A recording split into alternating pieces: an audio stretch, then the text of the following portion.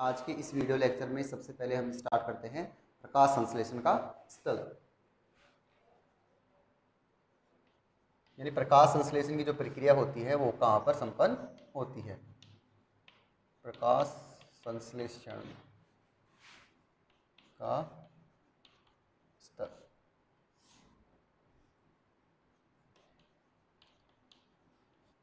प्रकाश संश्लेषण का जो स्थल होता है वो हरित लवक यानी क्लोरोप्लास्ट होता है। स्थल क्या होता है इसका? स्थल हरित लवक या इसको क्या बोलते हैं? क्लोरोप्लास्ट बोलते हैं। जो क्लोरोप्लास्ट जो होता है यानी हरित लवक होता है वो मीजोफिल कोशिका यानी प्लांट की जो सभी कोशिकाएं होती हैं हरी कोशिकाएं, उन सभी हरी कोशिकाओं में हरित लवक पाया जाता है। प्लांट के सभी हरे भागों में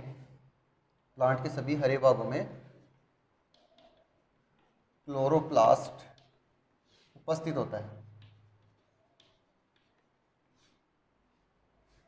प्लांट में भी बात करें कि प्लांट में कहाँ पर पाया जाता है, जो मीजोफिल कोशिकाएं होती हैं उन मीजोफिल कोशिकाओं के अंदर क्लोरोप्लास्ट भरा होता है। मीजोफिल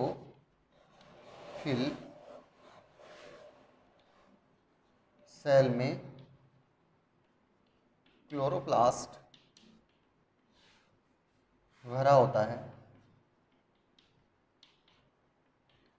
मीजोफिल कोशिकाओं में बात करें कि मीजोफिल कोशिकाओं में कितना होता है, तो क्लोरोप्लास्ट की जो संख्या होती है 20 से 40 क्लोरोप्लास्ट प्रति कोशिका यानी सेल पाया जाती है। यानी एक कोशिका में कितनी होती है इसकी संख्या? 20 से 40 होती है। अब इसमें सबसे पहले हम पढ़ते हैं क्लोरोप्लास्ट की स्ट्रक्चर कैसे होती है, कि कैसा होता है, इसके बारे में पढ़ते हैं। होता कहाँ है? मीजोफिल कोशिकाओं के अंदर ये भरा होता है। जो क्लोरोप्लास्ट जो होता है हरित लवक जो होता है वो डबल मेम्ब्रेन युक्त लेंस के आकार का डिस्कनुमा होता है। यानी दोहरी झिल्ली युक्त कोशिकांग ये होता है। ये तो क्या होगी इसकी बाह्य झिल्ली। ये कौन सी होगी? आंतरिक झिल्ली। ठीक है। जो बाह्य झिल्ली और आंतरिक झिल्ली होती है वो लाइपोप्रोटीन की बनी होती है। जो ये आपको जो अंदर दिख रहा है इसका जो ये पूरा भाग ब्लैंक होता है उसको कहते हैं हम स्ट्रोमा। इसको क्या कहते हैं हम? स्ट्रोमा भाग कहते हैं। ठीक है। इस स्ट्रोमा भाग में एक सिक्के के समान जो संरचना पाई जाती है। किसके समान? सिक्के के समान। इस सिक्के के समान संरचना को हम क्या कहते हैं? थाइलेकोइड कहते हैं। इसको क्या कहते हैं?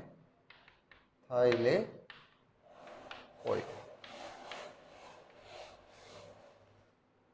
अब ये थाइलेकोइड होती है उस सिक्के के समान, इसमें एक पूरी ढेरी पाई जाती है। इसमें क्या पाई जाती है? एक पूरी ढेरी पाई जाती है। इस ढेरी को कहते हैं ग्रेनम। इस ढेरी को क्या कहते हैं? ग्रेनम। ठीक इसी प्रकार इसमें क्या पाई जाती है? अनेक ढेरियां पाई जाती हैं। एक सिक्के को तो क्या कहते हैं? थाइलेकोइड कहते हैं। और सिक्कों का एक पूरा ढेर होता है उसको क्या कहते हैं? ग्रेनम कहते हैं। इस प्रकार ग्रेनम के इसमें कई ढेर इसमें पाए जाते हैं। इन सभी ढेरों को क्या कहते हैं? ग्रेना कहते हैं। सभी ग्रेनम को ग्रेना कहते हैं। ग्रेना कहते हैं। अभी जो ग्रेनम होते हैं वो आपस में एक संरचना से जुड़े हुए होते हैं। एक संरचना से जुड़े हुए होते हैं।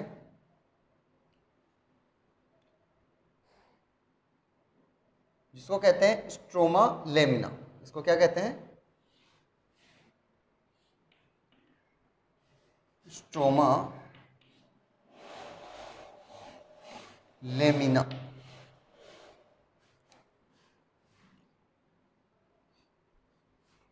ये इनकी जो संरचना होती है वो आपस में कनेक्टेड होती है, जिस संरचना से ये जुड़ी होती हैं उसको क्या कहते हैं? स्ट्रोमा लेमिना कहते हैं। तो एक सिक्के को थाइलेकोइड कह रहे हैं, एक पूरे सिक्के के ढेर को क्या कहते हैं? ग्रेनम कहते हैं, और सभी ग्रेनम को क्या कह रहे हैं? ग्रेना कह रहे हैं। जो बाकी का ये जो भाग बच गया, जो बाकी का ये जो भाग बच रहा है,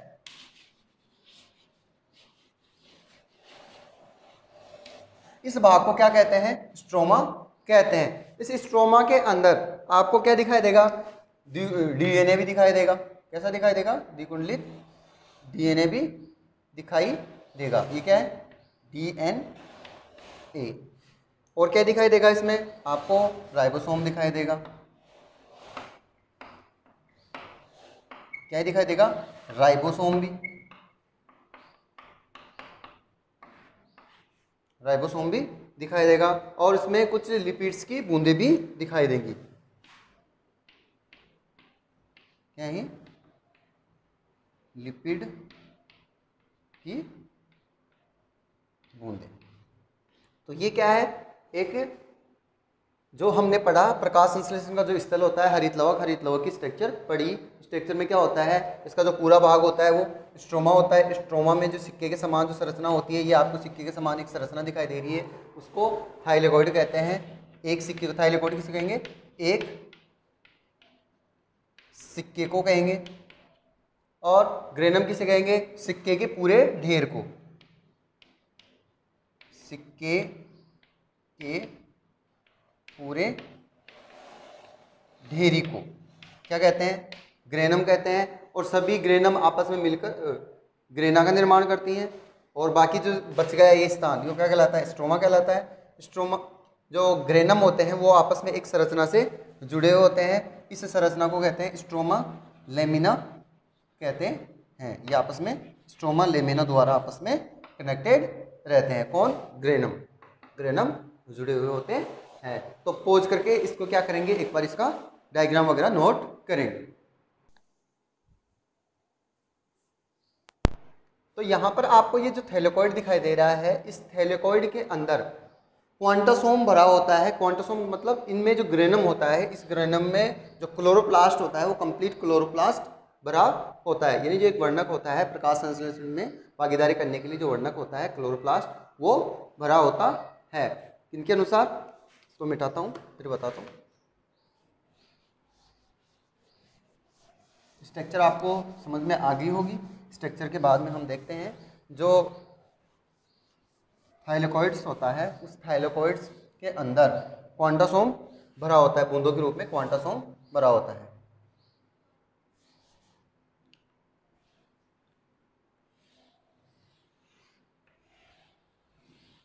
ये क्या है? क्लोरोप्लास्ट, यानी हरितलवक है, दोहरी झिल्ली युक्त। ठीक है, हरित लवक। इसमें क्या पाया जा रहा है? एक सिक्का जो थाइलेकोइड में बना लेता हूँ, एक बड़ा थाइलेकोइड बना लेता हूँ। ठीक है, थाइलेकोइड। इस थाइलेकोइड के अंदर बूंदों के समान इसमें क्या भरा होता है? कंप्लीट जो क्लोरोप्लास्ट होता है, इसको जो अनेक प्रकार के जो क्लोरोप्लास्ट से मिलकर बना होता है, इसको क्या कहते हैं? क्वांटासोम। सोम। किसने बताई थी ये बात? क्वांटासोम भरा होता है पार्क व पान में। पार्क व पान दो साइंटिस्ट थे, उन्होंने के अनुसार इन्होंने बताया कि जो थाइलेकोइड होती है, थाइलेकोइड की जो आंतरिक सतह होती है, उस सतह के अंदर क्वांटासोम बूंदों के रूप में भरा होता है। और इस क्वांटासोम के अंदर ही क्या पाए जाते हैं? क्लोरोप्लास्ट भरा होता है। इसमें क्या होता है? इसमें अनेक प्रकार के जो क्लोरोप्लास्ट होते हैं वो भरे होते हैं। जो इसमें प्रकाश संश्लेषण में जो वर्णक पढ़ेंगे इससे आगे, उस वर्णक कितने होते हैं? 3 वर्णक प्रकाश संश्लेषण की प्रक्रिया में भाग लेते हैं। प्रकाश प्रकाश संश्लेषण के वर्णक। प्रकाश संश्लेषण के वर्णक में 3 वर्णक भाग लेते हैं। एक तो होता है क्लोरोफिल, दूसरा हो जाएगा केराटिनॉइड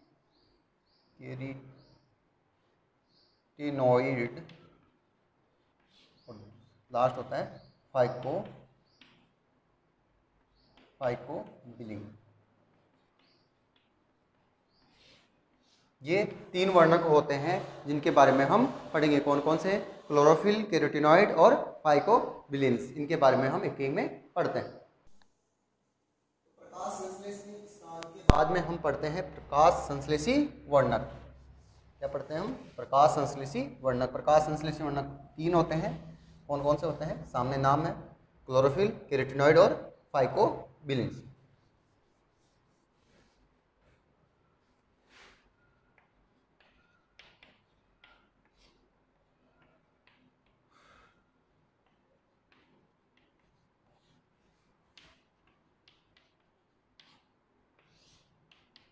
प्रकाश संश्लेषी वर्णक कितने होते हैं?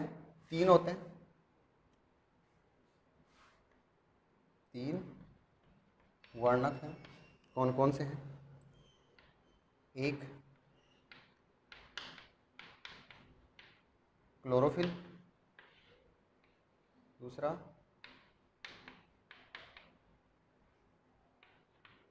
केराटिनॉइड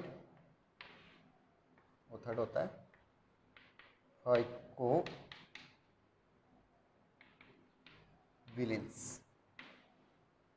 ठीक है। क्लोरोफिल, यहाँ पर जो मुख्य प्रकाश संश्लेषी वर्णक होता है वो कौन सा होता है? क्लोरोफिल होता है। ये क्या होता है? मुख्य प्रकाश संश्लेषी वर्णक होता है। इनमें ये जो 2 दिख रहे हैं आपको, केराटिनॉइड और फाइकोबिलिन्स, ये क्या होते हैं? सहायक वर्णक होते हैं। सहायक वर्णक होते हैं। क्लोरोफिल जो वर्णक होता है ये 7 प्रकार का होता है। क्लोरोफिल वर्णक होते हैं वो कितना होता है? 7 प्रकार का। 7 प्रकार का होता है। कौन कौन सा? Chlorophyll A, chlorophyll B, chlorophyll C, chlorophyll D, chlorophyll E, bacterio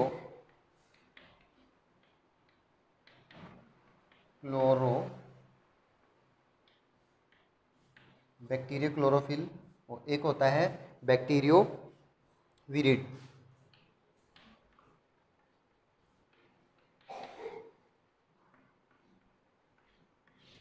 ये 7 क्लोरोफिल वर्णक होता है। इनमें से ये जो 2 वर्णक दिख रहे हैं वो आपको किस में देखने को मिलेंगे? बैक्टीरिया में देखने को मिलते हैं। बैक्टीरिया में प्रेजेंट होते हैं। यहाँ पर मुख्य क्लोरोफिल की बात करें तो यहाँ पर 2 मुख्य क्लोरोफिल होते हैं। ये क्या होते हैं? दोनों मुख्य क्लोरोफिल होते हैं। मुख्य क्लोरोफिल होते हैं। जो क्लोरोफिल ए होता है वो नीले हरे रंग का होता है। ये कैसा होता है? नीला हरा होता है। और ये पीला हरा होता है। यहाँ पर जो क्लोरोफिल ए और बी की बात करें तो ये दोनों किसमें? कार्बनिक विलायकों में घुलनशील होते हैं। ये किसमें घुलनशील होते हैं? कार्बनिक विलायकों में घुलनशील।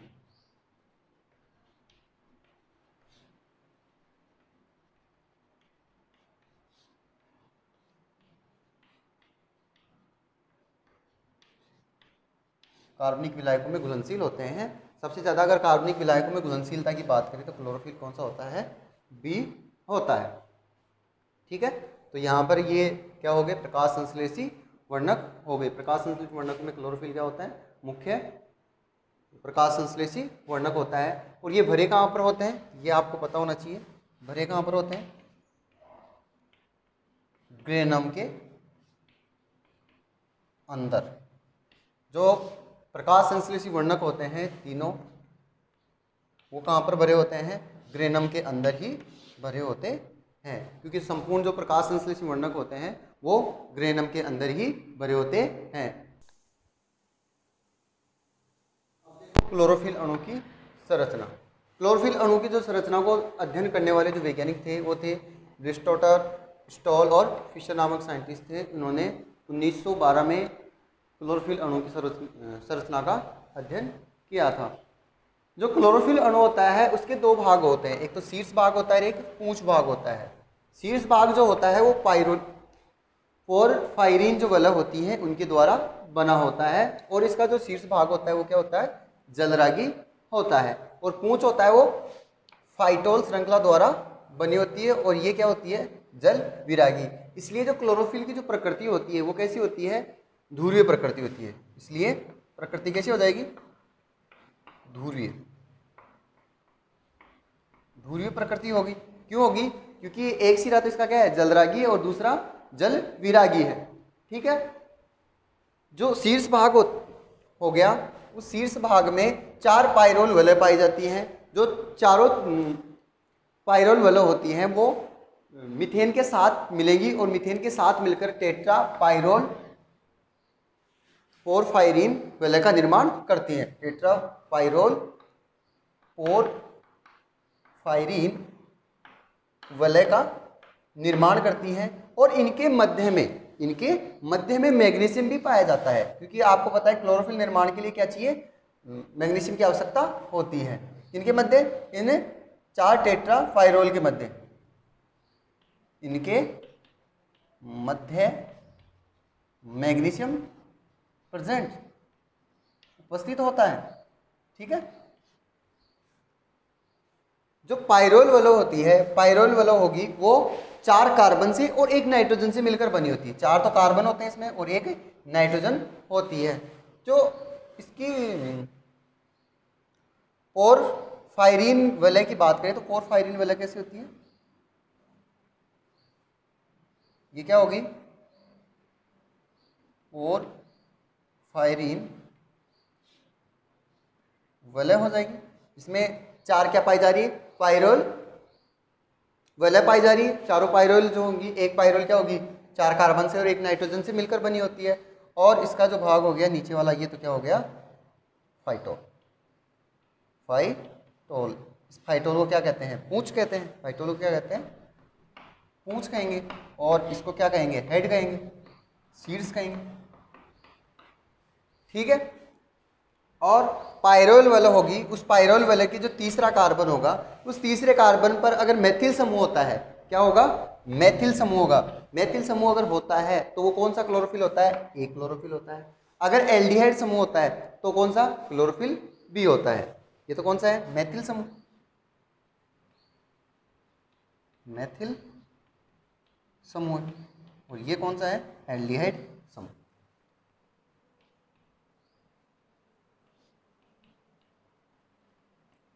एल्डिहाइड समूह होता है। जो क्लोरोफिल ए का जो फॉर्मूला होता है वो क्या होता है? C55 H72 O5 N4 और Mg, मैग्नीशियम जुड़ा होता है। और क्लोरोफिल बी का क्या होगा? कार्बन तो उतने रहेंगे लेकिन हाइड्रोजन क्या हो जाएंगे? 70 हो जाएंगे। तो C55 H70 O6 N4 और मैग्नीशियम। मैग्नीशियम जो क्लोरोफिल निर्माण होता है उस निर्माण के लिए क्या चाहिए? मैग्नीशियम की आवश्यकता होती है। तो क्लोरोफिल अणु की संरचना समझ में आई होगी। वापस एक बार रिपीट कर देता हूँ। क्लोरोफिल अणु में 2 भाग हो गए, एक तो शीर्ष भाग हो गया और एक पूंछ भाग हो गया। शीर्ष भाग में क्या पाई जाती है? पोरफायरिन जो वलय होती है वो पाई जाती है। पोरफायरिन वलय में 4 पाइरोल वलय पाई जाती हैं जो आपस में मेथिल्स के साथ जुड़कर टेट्रा पाइरोल पोरफायरिन वलय का निर्माण करती हैं। और इनके मध्य जो चारों जो पाइरोल वलय होंगी उनके मध्य क्या पाया जाता है? मैग्नीशियम पाया जाता है। और पाइरोल वलय होगी उसमें 4 कार्बन और 1 नाइट्रोजन होता है, इनसे मिलकर बना होता है। पूंछ भाग होता है वो फाइटोल श्रृंखला द्वारा बना होता है। शीर्ष भाग क्या होता है? इसका जलरागी होता है।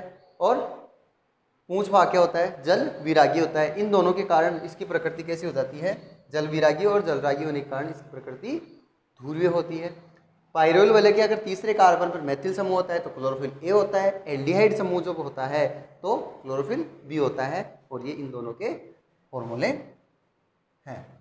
तो इनको पोज करके आप एक बार इनको नोट कर सकते हैं।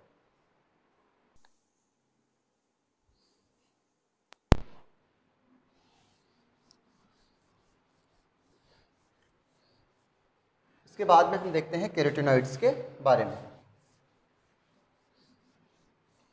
कैरोटीनॉइड जो होता है वो एक सहायक वर्णक होता है। ये क्या करता है कि जो सूर्य की जो ऊर्जा होती है, सूर्य का प्रकाश होता है, इसको अवशोषित करके क्लोरोफिल को ट्रांसफर कर देता है।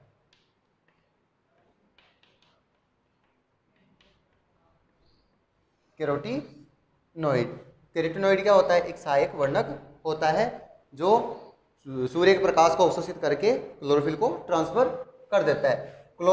कैरोटीनॉइड्स होता है वो भी दो प्रकार का होता है। एक तो होता है कैरोटीन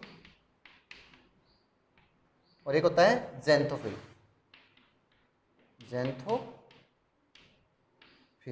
एक तो कैरोटीन नाम से होता है और एक ज़ैंथोफिल नाम से होता है। जो कैरोटीन होता है वो भी तीन प्रकार का होता है। अल्फा कैरोटीन, बीटा कैरोटीन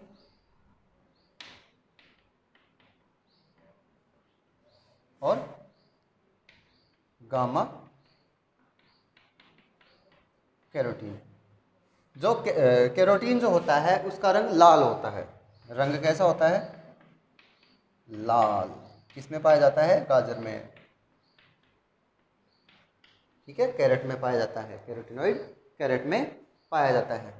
जो ज़ैंथोफिल होता है, ज़ैंथोफिल का जो रंग होता है वो पीला होगा या भूरे कलर का होता है या भूरा होता है। तो आज के इस वीडियो लेक्चर में हमने प्रकाश संश्लेषण के जो स्थल हैं उनके बारे में पढ़ा और प्रकाश संश्लेषी वर्णक हैं उनके बारे में पढ़ा। आज के लिए इतना ही। नेक्स्ट वीडियो में इससे आगे हम पढ़ते हैं। आज के लिए इतना ही। Thank you.